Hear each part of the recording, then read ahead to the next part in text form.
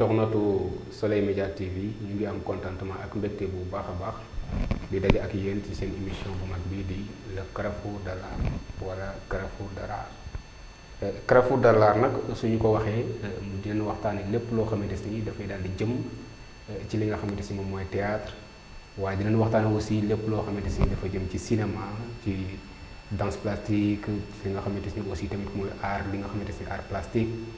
Jëm ci peinture ni jëm ci sumbu ak lépp loo xamante ni dafa ëmb rek li nga xamante ni moom mooy art musique aussi lépp ci biir bàyyiwuñ ko dinañ ko waxtaanee tey nag ñu nekk fi nga xamante ni moom mooy ci seen télé bu mag bi di Soleil Média TV ñu leen di wax aussi ngeen daw abonné bu baax a baax te activer cloche de notification bi ngir ngeen di mën di am suñu ay vidéo saa suñ ko dugalee ci waxtu bu mënti doon tey nag mbokk yi ñu am benn gan goo xamante ni ku spécial la kenn dootu ko naatable wala dootu ñu ko présenté fi nga xamante si moom mooy ci diwaanu Sénégal muy wuyoo ci turu Bathie Ngom dëkk fële ci diwaanu Thiès moom Bathie Ngom nag ñuy fàttale ni moom dafa nekk koo xamante si dafa yëngu ci wàllu cinéma di réalisateur de profession waaye moom it Bathie Ngom moom it jaar na ci li nga xamante si ni moom mooy lii di théâtre ñu fas yéene jàmmarloo ak moom tey waxtaan ak moom li nga xam ni moom mooy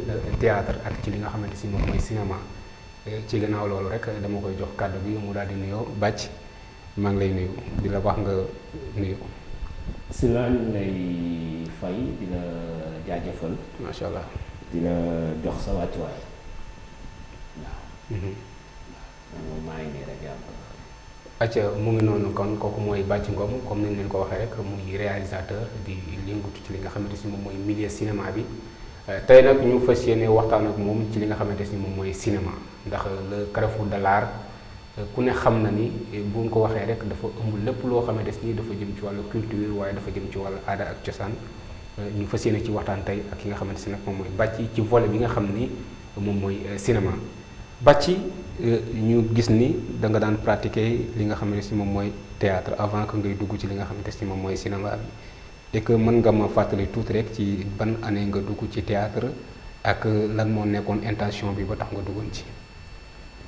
bon man maa ngi lay jaajëfal et di la jox sa wàccuwaay par rapport ak invitation bi.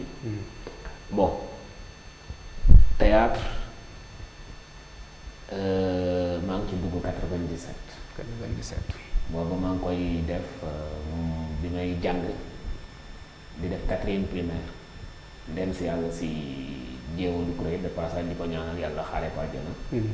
moom moo ñu yoroon en tant que enseignante mais en même temps nekk suñu professeur en théâtre. ok donc ñu koy def pendant des années. chaque année ñu des fois moment boobu lañ doon organiser ay compétition inter-école. ok de passage en 98 ñu def compétition inter-école école Serigne Assane Fall. jël meilleure troupe et meilleure prestation. J'ai été le meilleur interprète. À l'époque. ok donc foofu laa démarré def théâtre. ci ko continuer ba 2012 ma def formation bu nekk comme cinéma. ok lan moo waral nga jékki-jékki rek xëy rek daal di quitter li nga xamante si moom mooy milieu théâtral bi dugg ci li nga xamante si mooy cinéma ban jafe-jafe boo am ci théâtre bi la wala nu mu demee. non du jafe-jafe sax xam nga nit ku nekk da ngay ñaan yàlla évoluer. ci sa passion. absolument. donc bi may def théâtre. en même temps bi may def théâtre en moment boobu noonu j'étais pas un comédien buy interpréter. j'étais metteur en scène. c'est vrai. bi may bokk sax de passage ay ñoom Pam ñoo nekkoon comme metteur en scène ma bokk ci benn troupe théâtral bu naan Réveil de Thiès. boobu bon maa ngi nekk CM di jàng. donc Réveil de Thiès bi ñu fa jógee bi mu taxawee man ma créé avec benn collègue boo xamante ni moom it comédien la woon Adja Cissé. ok ñu créé benn troupe tuddee ko Réveil Junior. ok donc depuis Réveil Junior man moo nekkoon le metteur en scène. ok ñuy dem ba benn moment ñu changé le nom de Réveil Junior ñu tuddee ko Natangué de Thiès. ok donc Natangué de Thiès moom laa géré de diggante 2007 ba 2012 ñu nekk ci di def théâtre. da nga ko gérer Natangué de Thiès da nga ko gérer en tant que metteur en scène ou président. En tant que metteur en scène. En tant que metteur en scène. Parce qu'il y avait un bureau. Ok. Moi, je voulais pas de la présidence, comme le théâtre c'était ma passion. Et bindu aussi daf ma yàggoon a neex. mu nekkoon loo xamante ni bon c'est quelque chose bu ma yàgg admiré. di bind ay scénario ainsi de suite même école sax bu ma musaan di dem. au moment où le professeur explique. ses leçons et autres. je me concentre sur les scénarios que j'écris. Absolument. donc loolu moom moo sa passionné. ma nekk di bind. diggante boobu ñu may yor troupe Natangué de Thiès. à l'époque on peut dire que le théâtre purement dit wala le théâtre sur scène. comme certains le disent. On le faisait des créations et ainsi de suite. Comme des professionnels ñu jàng ko nag. galéré ci bu baax a baax. c'est vrai ok bon voilà léegi nga xëy rek quitter monde théâtral bi daal di intégrer li nga xamante si moom mooy milieu cinéma bi bon comment ça a été comme naka la demee woon nga jékki-jékki rek bi ngay intégrer ci milieu cinéma bi lan moo la poussé nga quitter ci li nga xam ne moom mooy milieu théâtral bi daal di intégrer li nga xam ne moom mooy milieu cinéma bi. bon moment bi nga xamante ni moom lay dem ci cinéma. moment boobu noonu bi ma arrêté sama jàng bi ma arrêté jàng. ok bon comme théâtre dafa mos a nekk sama passion. il faut ma dem jàngi métier. ok il faut ma dem jàngi métier. donc yow bi ngay arrêté théâtre boobu fekkul nga arrêté li nga xam ne moom mooy jàng bi wala da nga arrêté jàng bi en même temps que théâtre bi. non dama arrêté jàng laa arrêté. ok jàng mi laa arrêté. ok mais comme théâtre sama vocation la mu nekk loo xamante ni mu bëgg la. c'est bien. il faut que ma am métier. absolument métier boobu noonu nekkul woon lenn lu dul def audiovisuel. ok dem jàngi li nga xamante ni moom mooy filmer monter et ainsi de suite donc ma demoon Madina Fall. ci benn studio bu naan ni studio Tazaw bu Subaan. ok Modou Seck nekk patron bi. ok moom laa demoon à l'époque bi ma dikkee inscription c'était 40 000 chaque fin du mois mu jox ko 10 000 francs. ok pour apprendre pour ma jàng. ok donc ma wax ak sama ndijaay ak sama yaay. lii laa bëgg su ma sañoon dama ci dem bon ñu dem waxtaan ak moom par la suite moment bi ñu demee ba nangu inscription yooyu ci diggante bi mbokk feeñ. ok mu jël initiative bu jàngal ma métier. may nekk di filmer ak monter ngénte filmer ngénte ainsi de suite ci laa nekk de 2008 jusqu'à 2012. mais par rapport ak li nga xamante si moom mooy waxtaan bi nga am ak say parents comment ça a été lu difficile la woon ci waxtaan bi pour nga bàyyi jàng bi intégrer directement ci audiovisuel bi filmer et tout. est-ce que accepté nañ ko positivement wala négativement wala amoon na ay jeexi jaaxaar. pour dire vrai sama abandon ci école ça a fait des effets négatifs. ok parce que bi may bàyyi jàng y avait une autre motivation. C'était pas la motivation d'arrêter l'école pour continuer ci sama passion. Absolument. Je suis le fils aîné de mes parents. Ok. Donc vu la situation, bon, je ne pouvais pas me permettre de baser à 100% sur mes parents. Ok. Te situation météo na. Donc man bi may def 4e primaire laa gëj a taxaw ni sama papa na ma jox sama xaalis bi. Donc c'était un peu difficile quand même de quitter les études pour aller faire du cinéma et difficile. Ok. Bon, sama papa mere na ma ci loolu. Ok. Pour dire vrai. Ah oui, tout à fait. Pendant des années, c'était pour un peu dire donc mais grave, man maa amoon passion bi. Oui, on comprend. J'ai galéré quoi. Exact. J'ai galéré dans ce métier. Absolument. Pour arriver exactement fii ma nekk fi mu toll tey. Absolument. Parce que moment bi nga xamante ni bàyyi naa jàng bi sama papa li mu tegoon ci bopp bi mooy c'est le théâtre moo tax ma bàyyi jàng. moo taxawal bëgg a taxawal théâtre bi ak ainsi de suite moo tax ma arrêté sama jàng. Ok. Alors que c'était pas la vraie raison. c'était pas la vraie raison. nekkul woon intention bi nekkul woon quitter pour c'était pas l'intention. c'est vrai. donc bi yàlla dogalee nag ma jugee ci loolu. dama dem attaquer la formation diggante 2008 ba 2012. Par la suite, j'ai eu à m'intégrer dans une formation d'une ONG qui s'appelle Image et Vie. Sont eux qui m'ont formé le métier du cinéma. Les métiers du cinéma. Les métiers du cinéma. C'était une formation de 6 mois. 2 mois en cadrage, 2 mois en montage et 2 mois en réalisation. Moi, j'ai inscrit sur les 3 filières. Pour gagner réalisateur. Pour gagner réalisateur. Et j'étais major de ma promotion. Tu étais major de ta promotion? Major de ma promotion. Et que c'était une équation qui nous a choisi ben volet et moi j'ai choisi les 3. D'accord. J'ai choisi les 3 et que nous devons ci moment yo xamanteni bon avec fascisme bi bari amon pendant 6 mois yo xamanteni def nako mboro so ko way mo jël sa affaire donc fofu dal mom lolu moma tax mais téwul nak mangi def cinéma téwul mangi def théâtre. Parce que j'étais metteur en scène, j'ai été formé à la réalisation, je suis réalisateur. Donc tu ne peux pas diriger un troupe théâtral. C'est vrai. Sans pour autant, tout en ayant des connaissances sur le cinéma, sans pour autant d'aller bailler. Absolument.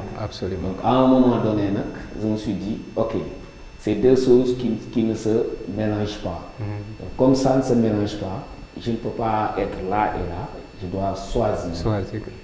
Donc j'ai choisi d'être dans le cinéma comme certains ont pour dépasser le niveau. C'est que je ne dis pas que le théâtre c'est niveau bas, je ne dis pas ça, mais juste pour être dans un autre niveau, pour exactement le niveau du monnaie. Exactement. C'est ça. Donc lolu amna solo bàcci mu don lo xamanteni yakarna ni donc lolu ci lu don tijji la rek danaka introduction la won ngir ñu mëna xam peut-être passation ci li nga xamni mom moy théâtre bi ak li nga xamni aussi mom moy cinéma bi nek la ci duggé donc ndax amon na ci ay jafé et tout gis ngeen aussi momité bàcci ni nga xamanteni non la ko expliquer mu don lu am solo mais bàcci en général dañuy wax ni donc être réalisateur nekul lo xamanteni lu facile la. Donc kan mo wara don réalisateur ak lan moy deug réalisateur. Bon question bu ma neex la ce sont ces gens sax fofu lañuy fofu lañ don attaquer directement parce que c'est pas important ba ci li nga c'est pas ça. Mais c'était important quand même pour ñu xam passation bi quand même ci la bokk. Man mom ben instant xam nga suis quelqu'un de très direct. Exactement. Bon kan mo wara def réalisation ak qui est le réalisateur.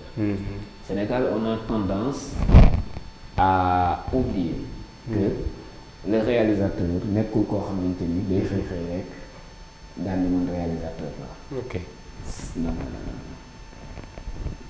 Non. Dañu war dem defi formation bi. Bo génné ci li nga xamanteni mom moy formation bobu. Do génn rek daal di nek réalisateur. Do génn rek daal di nekk réalisateur. Soo génnee li ngay njëkk def mooy da nga war a def assistant réalisateur. Ok maanaam soo génnee sa formation. Soo génnee sa formation tu sors en étant assistant réalisateur. On ne sort pas à la formation pour dire que, pour s'autoproclamer que réalisateur là. Donc, si je le dis, moi, je gagne automatiquement formation pour être directement réalisateur. Pour être réalisateur. Donc, tu dois assister quelqu'un ou quelqu'une pour être. C'est pas une question d'assister quelqu'un ou quelqu'un. Il faut assister des professionnels. Le réalisateur, c'est celui qui a acquis plus d'expérience que yow mi nga xamanteni ya dem ci école dem jangi ko rek genn dané man réalisateur là c'est l'expérience pour que nga nek réalisateur il te faut de l'expérience. OK, il te faut de l'expérience. Il te faut de l'expérience. Mais en général ba ci gaay ñu ci bari comme li nga wax ni lu ci am solo la parce que fi bo xolé da naka ñi fi dem di former jiwu pour nek réalisateur bari wul comme li nga wax non ni def moy dañuy dem assister donc gis benn bàcc boo xam ne peut-être am na diplôme réalisateur donc di réaliser ay production ay nangam ak nangam donc ñu ñëw nekk ci ginnaaw bàcc yi bon adapté wu ci loolu ba miin les techniques wala façon bi nga xamante si noonu la ñuy defee réalisation est-ce que du tamit loolu mën na c'est un peu tolérant quand même par rapport ak ñi nga xam ne demuñu école. Bon, moi je dis que ñi nga xamante ni ñoom bien vrai que dem nañ jàngi parce que ki jàngi génn dem am diplôme en tant que réalisateur c'est un réalisateur. Okay. Mais est-ce qu'il a l'expérience qu'il faut pour être un réalisateur? Parce que n'oubliez pas que la réalisation c'est pas quelque chose boo xamante ni da ngay ñëw nii rek après teg un caméra kii teg un caméra après nga ni gros plan la jëlee gros plan large après nga ni comme le font certains des techniciens ou bien certains des Sénégalais dañuy ñëw ils ont le matériel qu'il faut ñëw am nañu benn caméra benn preneur benn son benn perce benn enregistreur on est ok dañuy ñëw samp léegi benn caméra daal di ayca. Ok. Plan large sans contre-champ jeex na. donc loolu du réalisation. C'est pas ça la réalisation. Ok donc c'est quoi la réalisation bon comme son nom l'indique. La réalisation c'est comme exemple c'est comme l'information. Ok. C'est comme exemple le journaliste qui donne de l'information à un public qui doit recevoir l'actualité. Donc on ne fait pas de la réalisation parce que benn film la nii rek ñu am ko on a un petit scénario on le fait déedéet. La réalisation exemple le cinéma c'est quelque chose de très strict et objectif. Et que trois yi bu ci manqué jeex na. Ok. benn divertissement ñaar éducation ñett information. Exact. Et que y a une part de responsabilité ci réalisateur bi nga xamante ni moom mooy réaliser un film parce que il a une information à donner. Okay. Il a de l'éducation à donner à transmettre. Il a un divertissement aussi à transmettre. Donc est-ce que nit ki nga xamante ni moom dafa ñëw jàngul réalisation moom mooy le principal problème des techniciens sénégalais ou bien des cinéastes sénégalais. Exactement. jàngu ko xamul exactement naka la ñuy réaliser une séquence. lu ñu ci xam mooy plan large sans contre-champ tout simplement. Okay. Est-ce que xamoon na ni pour nga réaliser un film d'abord après que le scénariste puisse faire son scénario ou ainsi de suite. Est-ce que xam na ni moom en tant que réalisateur dafa war a def un dépouillement. Est-ce que xam na ni moom en tant que réalisateur boo defee sa dépouillement ba pare da nga war a def sa repérage. Est-ce que xam na ni en tant que réalisateur boo defee sa repérage ba pare da nga war a def sa découpage technique. En tant que réalisateur est-ce que xam na ni boo defee sa découpage technique ba pare est-ce que da nga war a def sa planning de tournage. Est-ce que. Donc tout ça, c'est le réalisateur qui fait ça. C'est le réalisateur qui fait ça. Le réalisateur, c'est comme un directeur de société. Ok. Tu peux être dans une administration où il y a toujours le directeur qui est en haut, où toute la responsabilité lui revient. Ok. Donc en vous entendant, cela veut dire que donc le réalisateur, il est le responsable du film ou de production. De tout. Okay. De tout. Ok.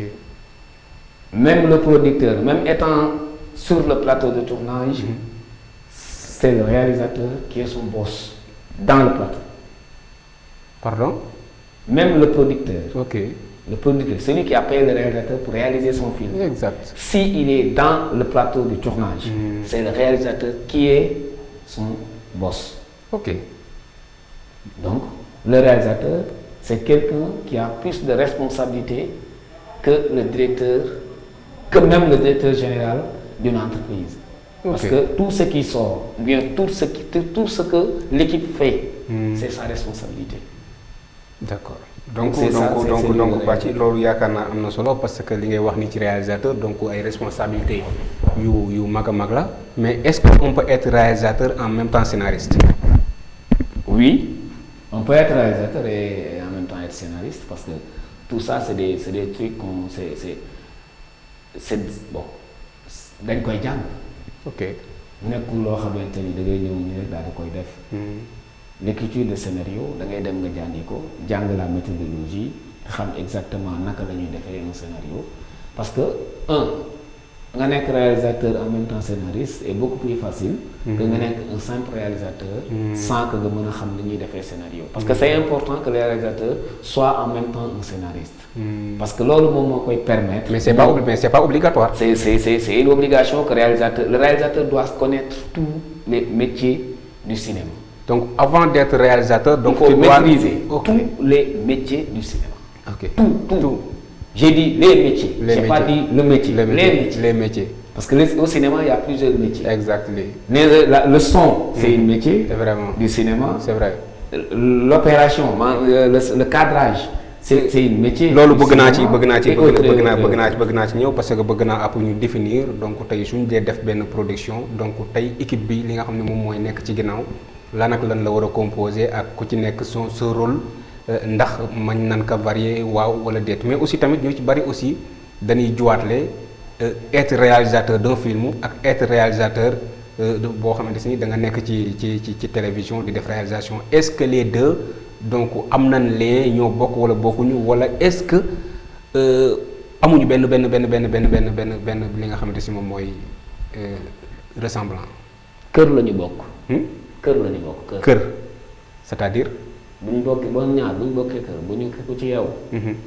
boo génnee ci kër gi kii day jaay yoon bi kii jaay yoon bi. donc c'est diamétralement opposé. Théâtre le réalisateur de télé. Et le réalisateur de cinéma tous les deux c'est la réalisation. mais bu ñu ni ma ko mën a misaalee bu ñu bokkee ndey ak baay man ak yow ñi bokk fanaan ci benn kër. ñoo bokk ndey ak baay. benn bi la waaye bu ñu xësee génn pour ñu dem ñu liggéeyi. yow tailleur nga. man maçon la. ok. wala yow tailleur nga mais broderie ngay def. wala beneen ci tailleur man ma nekk tailleur mais leneen laay def. cela veut dire que bokkul. Okay. C'est diamétralement opposé. Okay. C'est quoi la différence en fait? La différence c'est énorme. Parce que ki nekk ci télé di réaliser c'est pas forcément moom dafa war a moom moo war a switcher wala moom moo war a nekk le régisseur. C'est pas forcément. Bien vrai que c'est lui qui dirige comme ni réalisateur du film bi di diriger toute une équipe. Le réalisateur dirige aussi toute une équipe à la télévision. Mais la télé c'est quelque chose de fixe. Ok. C'est quelque chose de fixe. donc honnêtement boo ma ko permettre ma laaj la ko peut-être que xëy na du nekk loo xamante ne luy gêner kenn la. mooy être réalisateur d'une production wala être réalisation ci télé donc ban moo gën a métti ak ban moo gën a compliqué. Le cinéma. Parce que le cinéma c'est quelque chose qui est mobile. C'est quelque chose qui est mobile. Toogul parce que le cinéma il a besoin d'information. Il a besoin d'aller chercher l'information pour le donner. Ok. Et or que le réalisateur de la télé, il n'a pas besoin d'aller chercher de l'information. Il l'a déjà. Ok. Il l'a déjà sur place. Il est dans un studio d'enregistrement émission. Il y a le décor qui est là. Le décor est fixe. Le cinéma, le décor est mobile grâce à la réalisation. Ok. Parce que c'est tout moment. Tic tac, tic tac, tic tac. Dans une chambre, il y a un tic tac, tic tac, tic tac.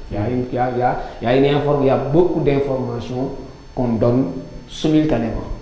Alors que à la télé, il y a qu'une seule information à donner. C'est très intéressant mu nekk loo xam ne lu am solo la ñu leen di fàttali rek que ñu ngi waxtaan ak ki nga xamante ni moom mooy Bathie Ngom comme ni leen ko waxee rek moom mooy nekk li nga xamante ni mooy réalisateur de profession waaye comme ni ñu ko waxee rek jaar na aussi ci li nga xamante ni moom mooy théâtre ak yu ni mel mais Bathie ba tey dañuy rester ci li nga xamante ni moom mooy cinéma bi est-ce que dëgg ici au niveau du Sénégal xam nañ lan mooy cinéma parce que su ne cinéma aussi tamit am na ay règles yoo xam ne c'est des règles standards yoo xam ne nangu na ko c'est tolérant bu fekkente ni cinéma la mais tey ñu gis fii yenn production yoo xamante ni peut-être day daw ci réseau yi wala ci télé yi ak yu ni mel mais ñu gis ci yenn acteurs yi wala actrices yi yenn comportement yoo xam ni dafay xaw a jéggi dayu ci colin yi ci waxin yi ñu gis ni population sénégalaise bi mënuñu adapté loolu mënuñu ko nangu xamu gëmuñu nit ñi dañuy jàngale wala dañuy yeete selon toi en tant que réalisateur loolu tey boo ma ci doon wax lu cinéma nangu la wala aussi tamit loo xamante si dañ ko war a génne ci li nga xam ne moom mooy production fii ci diwaanu Sénégal. Bon, le cinéma permet tout. Tout. Ok. Mais utiliser de la perversité, c'est mal connaître le cinéma. ñëwaatal ci loolu. Utiliser la perversité. c'est-à-dire dans waxal lii damaa bëgg nga waxal ma ko olof ngir ñi toog di ñu seetaan nii ñu xam bu baax li nga xamante si moom lañ nekk di ko expliquer parce que li ngay wax nii dafa am solo damaa bëgg nga waxal ma ko ci français ngir ci olof ngir ñiy jàkkaarloo ak ñun di ñu seetaan mën a xam bu baax li nga xamante si moom ngay wax. maanaam utiliser yenn comportement yu indécent yi. je sais pas indécent comment on l'appelle en maam lu ñaaw maa utiliser yenn comportement yu baaxul yi. ci cinéma. ci cinéma c'est mooy yow sa ñàkk xam lan mooy cinéma. parce que le cinéma reflète la culture du pays où on le fait. Ça reflète l'image de la personne et ça reflète l'image de deux grandes personnes que je peux citer, le réalisateur et le scénariste. En même temps, tout ce qui enveloppe ça, c'est le pays d'origine. On a une culture. Bu ñuy utiliser ñun Sénégal dafa am culture. Et le cinéma, exemple, la plus belle chose au cinéma, c'est de montrer la culture de ton pays, ton culture. Ta culture ou bien ton culture. mais attends attends là dafay xaw a am benn contradictoire boo xam ni. dafay am parce que tout à l'heure tu viens de me dire que le cinéma permet tout. donc cinéma bu fekkente ne nangu na lépp donc après nga duggaat indilaat ma beneen kii boobu. donc ça pose un peu problème. par rapport ak ñi nga xam ne ñooñu seetaan. Ça ne pose pas de problème parce que si je dis que le cinéma permet tout. cinéma nangu na lépp. cinéma nangu na lépp. ok. loolu c'est clair cinéma nangu na tout ce qu'on fait ci dans les films nangu na ko quoi parce que c'est quelque chose qui est universel. ok mais c'est pas que dafa permettre lépp rek dans le pays où on le fait war na permettre loolu parce que le Sénégal permettre ñu exemple jigéen buy wane ay cëram. ok suñu culture permettre ñu loolu. Et que quand on fait un film, on reflète notre pays. Ok. Quand tu fais un film, exemple, tu le fais pas pour que Sénégal qu'est-ce que c'est encore. Tu as un drapeau à lever, drapeau Boywane, drapeau Sénégal là. Les gens vont aller regarder la télé. Exemple, A+, il accepte les films sénégalais. A+, il n'aimait pas une scène de télé sénégalaise. C'est international. Exemple international boobu noonu am na ñoo xamante ne ñu ngi seetaan des films sénégalais. ñu ciy gis yenn comportement yi qui est contraire à nos réalités. Qu'est-ce qu'il va dire? ok. Quelle image lay am ci Sénégal ban image lay am ci Sénégal et que malheureusement suñu cinéaste sénégalais yu bari jàpp nañ ni pour se faire voir wala pour ñu gis pour ñu def cinéma il faut que wala pour ñu nit ñi gis leen il faut que ñu wane loo xamante ne nekkul ñun suñu culture. ok. Or que la plus belle chose ci cinéma c'est de faire yow sa culture et de le montrer fièrement. mais aussi tamit bàcc yi foofu dina xaw a compliqué tuuti dina xaw a doy waar parce que wax nga ko sànq sa biir wax mooy que cinéma permettre na lépp et que quand on fait du cinéma ça ne veut pas dire que ni on le fait pour le Sénégal d'accord mais defuñu ko rek pour mu yam fi nga xamante si moom mooy ci dëkk bi. est-ce que su fekkente ni dañuy sóoraale li nga xamante si moom mooy. Comment dire suñu réew est-ce que le scénariste en tant que moom scénariste bindu loo xamante ni dafay wane ni carrément kat ñaar ñii kat war nañoo doxee na nangam ak nangam mu sóoraale li nga xamante si moom mooy population sénégalaise bi est-ce que bu boobaa tey maam li mu bëggoon a wane dëgg dina ko réussir ci li nga xam ne moom mooy film. Si là je t'ai donné 2 choses. 3 choses 5 ñu lay wax. Dans le cinéma c'est informer, éduquer et divertir. Exemple. Américains yi ou français yi. léegi dama wax film yi nga xamante ni moom ngay seetaan dama lay jox dessin animé juste pour le dessin animé. léegi lan la ñuy jël ci dessin animé dañuy jël dessin animé kon xam nañ xale yi koy seetaan ñun suñuy doom ñoo leen di seetaan.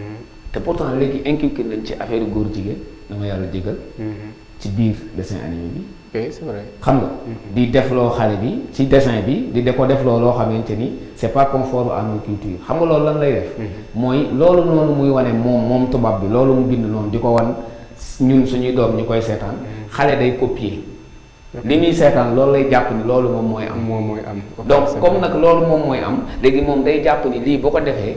loolu moom dara du ko ci fekk après moom daf koy répété waat. c'est vrai et est-ce que loolu c'est conforme à nos cultures moom di koy répété. dëgg la c'est pas conforme à nos cultures. c'est vrai donc on ne fait pas du cinéma parce que ndax lan le cinéma permet tout rek. dama war a ñëw man ma jël jigéen mu def. yaramu neen daal di génn ci télé bi pour que mag ñu seetaan parce que le cinéma me permet de faire ça. est-ce que moom fàtte na ni moom rakk jàmbur la jël mu exposé ko. noonu. c'est vrai fàtte na ni moom peut-être jigéen bi mu exposé noonu am na ay doom wala day ami doom ëllëg. xam nga truc genre loolu war koo parce que on est dans une société boo xamante ni leur niveau d'esprit dépassé wul ci ni. dépassé wul dem ba ne non lii film kese la. non teg si ñaareel ba si ki ngay def kiy def cinéma wala ki nga xamante ni moom mooy tourner dafa am moom benn responsabilité bu mu am ci li muy def. exact mooy ki nga xamante ni tey da koy seetaan day idolater kooku. c'est vrai day naan man de say ñam mii nu koy nuyu de passage. say ñam mii daf ma neex damay adopter. son comportement. Parce que moom c'est une femme responsable. Exact. C'est une femme digne suy jouer du wane ay cëram. suy jouer day wane ni moom yaay ju am fulla la suy jouer day wane ni moom sénégalaise la. Macha Allah. suy jouer day wane ni moom waalo la. ok donc comme moom day wane loolu yëpp te loolu c'est la culture sénégalaise. man dama koy idolater je fais comme elle. ok léegi contrairement à quelqu'un boo xamante ni moom dafay ñëw sol bu gàtt dem tëdd ci kaw lal. dem defi ay leneen. wala wane ay cëram ainsi de suite yaa une fille boo xamante ni moom it day ñëw jël kooku ni man kii mooy sama idole j'ai fait ce qu'elle fait. li muy def loolu laay def li muy def moom laay kii li muy nangam or que loolu noonu li tax moom mu koy def ki nga xamante ni moom moo ko wane. kooku moo am responsabilité boobu. loolu am na solo kooku moo am responsabilité boobu dégg nga comme li nga wax noonu bàcc ñu may xamal ni suñu waxtu li ci des daanaka bareetul waaye am na benn élément boo xam ne préparé woon nañ ko pour ñu wane ko mu nekk film boo xam ni moom bàcc moo ko def bu fekkente ni waa Rési loolu jàppandi na ñu wan ko rek ñi nga xamante si ñoom ñoo nekk di ñu seetaan suñu pare yaa ngi dégg comme ça su ko defee mu ngi noonu voilà léegi su ko defee bàcc. xam naa ni élément bi jàppandeegul waaye rek fi ma bëgg rek ñu wax ci avant ñuy tëj rek mooy que ni actuellement. ñu ci téléchargement. actuellement yaa ngi dégg actuellement li nga xamante ni moom mooy li nga xamante ni moom mooy cinéma fii ci Sénégal. ak ñi nga xam ne ñu ngi def production yi. yow su ma la doon wax nga tànnal ma benn production wala benn film boo xam ne gis nga ne mu ngi daw te gis nga comme li nga wax nii tey mu ngi ci. am na éducation am na yarale am na lépp lu ñu ni tey ban production nga may wax. C'est un peu bon je dirais pour le moment. moment bii nii. Bon je dirais Bété peut-être. Bété ok. Je le suis pas mais je vois que y a pas de parce que c'est typiquement la culture sénégalaise. Okay. C'est ça qu'on a besoin on n'a pas besoin de tergiverser sur benn affaire boo xamante ni bon mooy loolu. On a besoin que nit ñi dañu woon suñu culture ce qui se passe réellement. ci Sénégal par rapport à la culture sénégalaise. ok peut-être la laquée Hormis Bété Bété, il y a Lalaké. Et j'aime bien ce concept-là. Ok. Parce que elle a bon, dafa am niveau. Parce que ça reflète exactement bon li nga xamante si moom mooy culture sénégalais bi et tout ba pare gis ñu ci yenn kii yoo xamante ni yu décevant la ak yu ñàkk. C'est l'un des films les plus regardés. Actuellement. Ok. C'est l'un des films les plus regardés. Est-ce que col ci yenn col yi tax na nit ñi seetaan ko. Non non li tax nit ñi di ko seetaan c'est parce que y a la culture qui est là. Bah, ok donc léegi ba ci damay bëgg rek comme waxtu wi daanaka daf ñu xoj li ma la doon wax sànq ci lay dikkaat tey ci production nga limal ma rek wala nga citeel ma lan lay composer équipe technique bi nga xamante ni tey ñoo bëgg def benn film tey lan lay composer en fait ñu xool ak maanaam ba xam am na ay ku ci nekk mën nga cumuler ñaari fonction daf ko waaw wala déet. Le métier du cinéma, c'est le réalisateur, le chef opérateur qui est le cadreur, bien sûr d'ailleurs assistant, réalisateur d'ailleurs assistant, cadreur d'ailleurs assistant, l'ingénieur de son d'ailleurs assistant, l'éclairagiste d'ailleurs assistant, script, mën na nekk moom kese, régisseur, mën na nekk moom kese, l'accessoiriste aussi, le déco. Ok. Donc loolu le cinéma équipe boobu le cinéma di composer wu pour que nga am production bi tax ñuy wax production. Mais en général des fois da ngay seetaan benn production nga gis ñu bind scénario ñu def di daanaka lu tolloo 4 personnes wala 5 personnes. Oui. donc benn film boo xamante ni ay scénaristes ñooy bari. ok ñooy bari loolu en général lan moo koy waral. Bon xam nga Sénégal rek ngay gis benn nit bind toute une série. Sénégal. benn nit bind toute une série. toute une série. ok Sénégal. c'est vrai. Bien vrai que mën na nekk. C'est possible, c'est fort possible. Qu'une seule personne puisse écrire toute une série. C'est fort possible.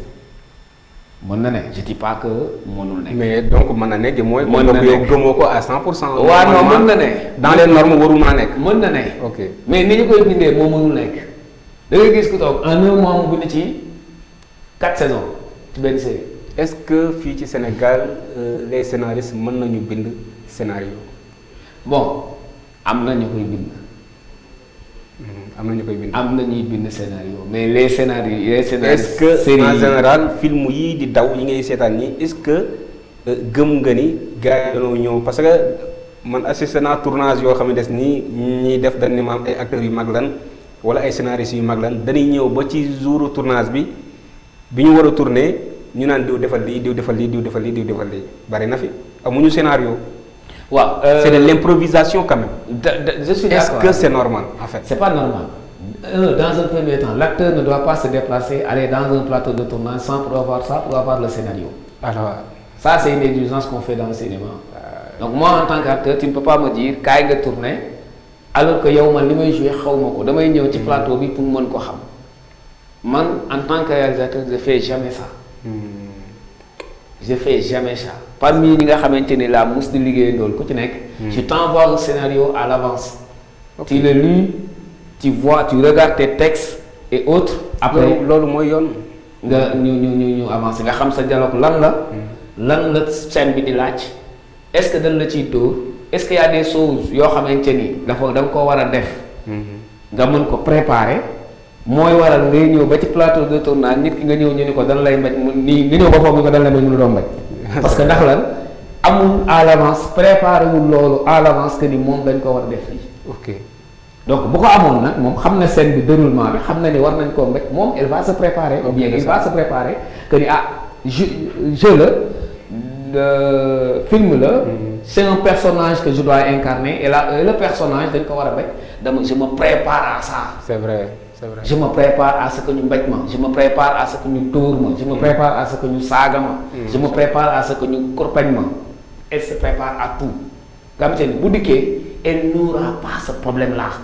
Donc il faut revoir aussi ci ñun sénégalais yi wala ñun scénaristes yi aussi il faut ñu revoir suñu ay production yi nga xam ne dañ koy def gars yi comme ni ko Bathie waxee mooy film soo koy bind da nga koy bind ci ni nga ko war a bindee waaye doo bàyyi ba agsi ci li nga xamante si moom mooy plateau de tournage naan diw defal lii diw defal lii diw defal lii c'est des choses yoo xamante ni ku la ci fekk sax d'ailleurs bon du la nawloo donc yaakaar naa ne nag loolu war nañ ci bàyyi xel ñun ñëpp ba tax na boo bindee sa scénario comme ni nga ko war a bindee def ko ni nga ko war a defee yaakaar naa ne su boobaa di nga am production bi nga xamante ni moom nga bëgg su génnee Sénégalais yi mën ko consommer normalement mais ñëw ba plateau de tournage rek di improviser bon nekkul loo xamante c'est du professionnalisme du moins ñu bàyyi ko xel bu baax a baax. est-ce que série kese moom Sénégal on a eu la tendance à faire que des séries télé.